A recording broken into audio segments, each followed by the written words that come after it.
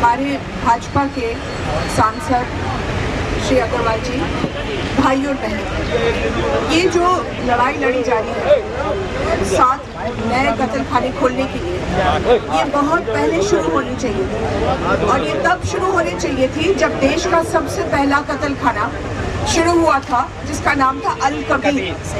अल कबीर की लड़ाई में मैं बैठी थी, हम लोगों ने लंबी लड़ाई लड़ी और जब भी हमने बंद किया तो रिश्वत दे करके फिर से खोला गया। आज भी रिश्वत के बल पर चलता है। नतीजा उसका ये हुआ कि हमने एक सर्वे किया था आंध्र प्रदेश में, और आंध्र प्रदेश में हम लोगों ने 3 डिस्ट्रिक्ट चुने। सबसे पहले डिस्ट्रिक्ट जहां वो है, उस डिस्ट्रिक्ट में केवल 1600 गाय बची हैं बस। इस देश में जहां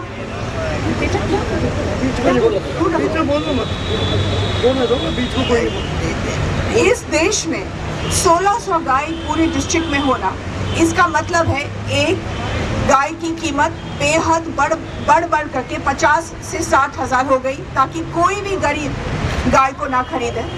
दूसरा, पटानचेरू लेक एक है जहां अकेले पानी की व्यवस्था करता है पूरे क्षेत्र का। पता चला कि अल कबीर के लोग रातों जाकर के सारे गंदा मांस और हड्डी और सब उसमें फेंकते हैं रोज के रोज पैसे बचाने के लिए। आज तक उनका कुछ नहीं हुआ, लेकिन सब लोग ने का पानी सूख गया।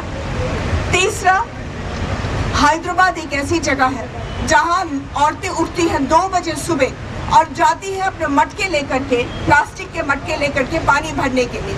वहाँ इतनी सख्त कमी है पानी की, लेकिन हैदराबाद कॉर्पोरेशन 6 मिलियन लीटर रोज अल कबीर को मुफ्त में देता है अपने मांस को धोने के लिए। चौथा, अल कबीर ने आज तक एक नया पैसा ना बिजली के, ना पानी के, ना इनकम टैक्स के, ना कंपनी टैक्स में पैसा दिया, क्योंकि वो कहते हैं कि हर साल उनका लॉस होता है। लॉस क्यों होता है?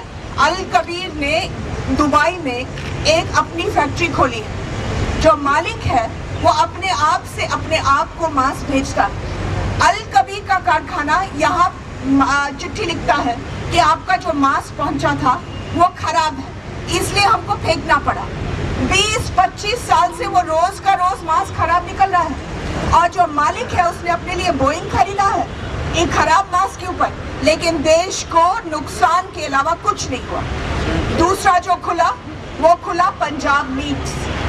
जो मुख्यमंत्री जो बम से मरे थे, उनके जो पीएस थे, प्राइवेट सेक्रेटरी थे, उन्होंने खोला कनाडा में जाकर के, कनाडा की सिटीजनशिप लेकर के यहाँ उन्होंने एक्सपोर्ट खोला।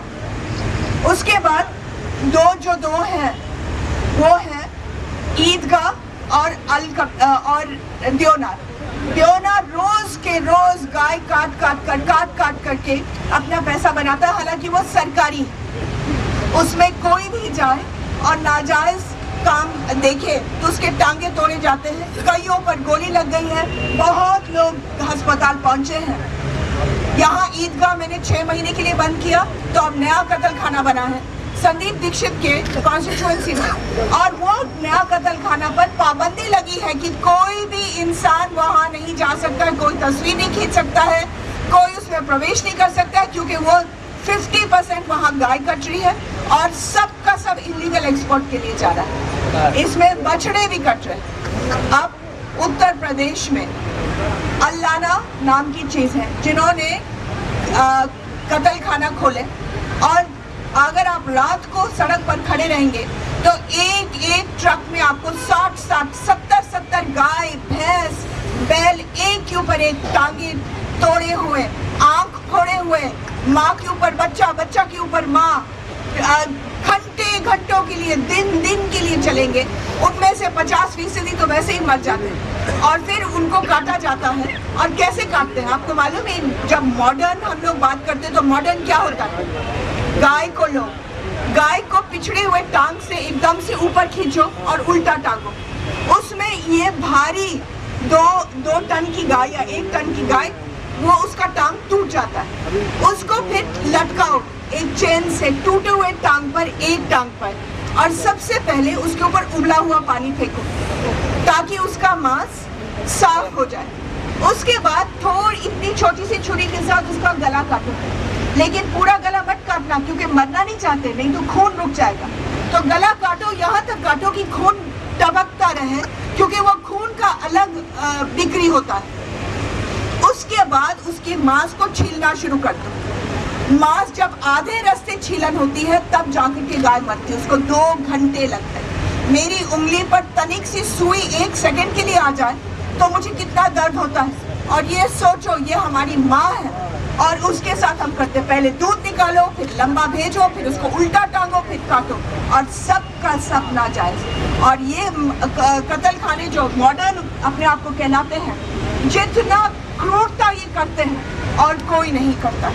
ये सब के मालिक जो हैं वो सब विदेशी हैं, सब के सब। इनमें से एक हिंदुस्तानी नहीं है, ये सब NRI हैं, सब मिडिल ईस्ट के रहने वाले हैं या कनाडा के रहने वाले हैं। कोई यहाँ हिंदुस्तानी मालिक है नहीं। दूसरा ये है कि इनकी वजह से रात इतना क्राइम शुरू हो गया है, क्योंकि जो लोग ट्रक चलाते हैं, ये कोई हिंदू मुसलमान सरदार का मामला नहीं है। सरदार अगर ट्रक चलाता है तो हिंदू गाय बेचता है या भैंस बेचता है, अगर मुसलमान काटता है तो हिंदू भी उतना उसमें इन्वॉल्व है।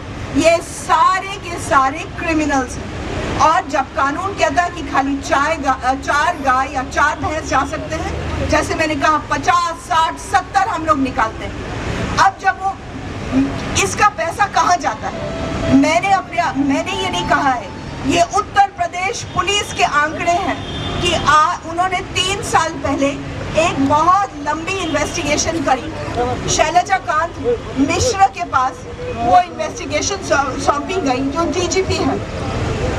उन्होंने कहा कि उत्तर प्रदेश के पुलिस के जांच के बाद जो भी ये गाय और भैंस का काम कर रहे हैं कत्ल के लिए, वो सारा पैसा जा रहा है बम और बंदूक में।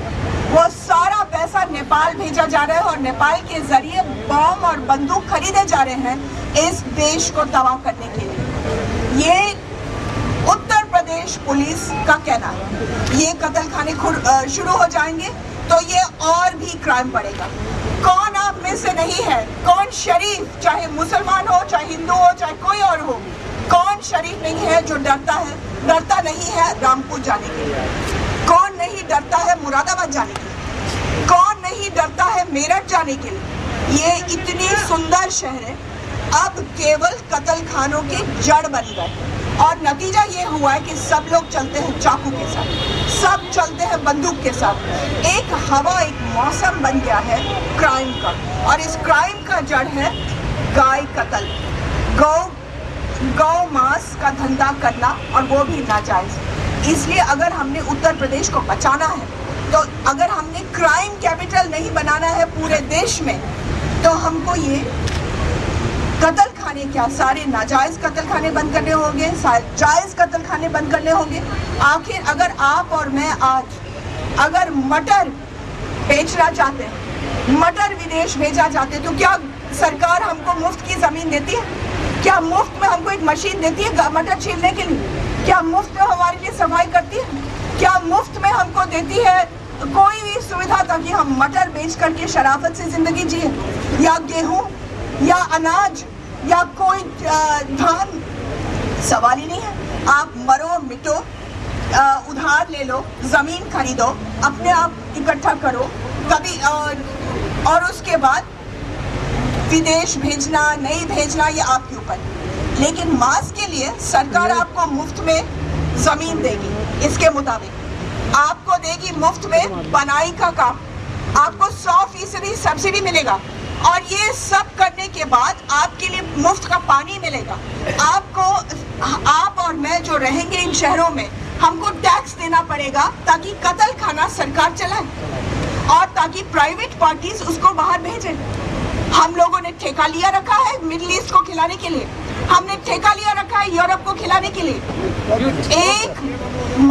1 किलो मांस बनाने के लिए 11 किलो अनाज और घास लगते हैं। क्या हमारे पास इतना घास, इतना अनाज है? नहीं। जब हमारे पास गरीब है तो क्या हम जानवर पैदा करके, जानवरों को कत्ल करके, क्या हम अपने लोगों को भूखा रखेंगे?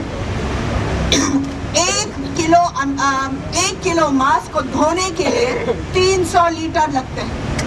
1 किलो मांस पकाने के लिए 60,000 कैलोरीज लगते हैं। क्या हमारे पास इतना तेल है?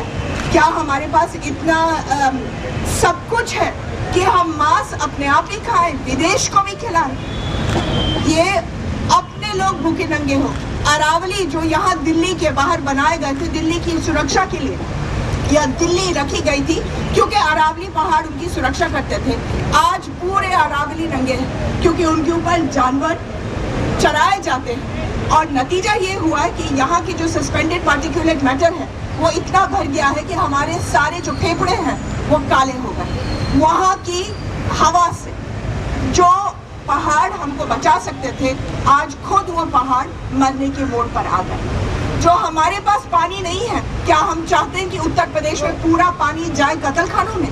जब हमारे पास पानी नहीं है, जब हमारे पास बिजली नहीं है, तो क्या हम कत्लखानों में डालेंगे?